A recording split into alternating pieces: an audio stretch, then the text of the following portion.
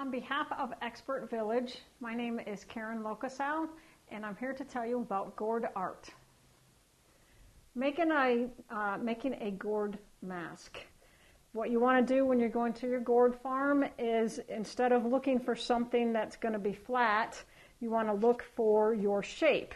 So you're going to take a gourd that looks like that, you're going to want to turn it over and say, would that make me a good mask?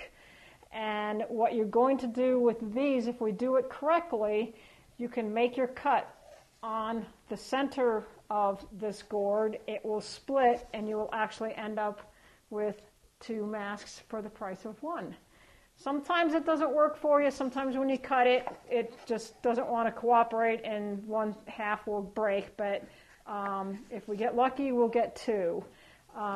So when you're looking for your gourd for a mask, be thinking of your shape of the mask and try and stay away from a really, really thin end here, because keep in mind you are going to be cutting this in half. So if this is really, really tiny, it's going to be hard to get that cut.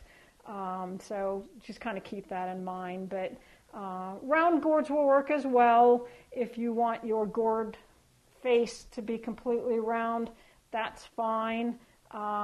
This just happens to have that little curve in there, which kind of adds a nice little touch. So whatever shape you like, that's fine.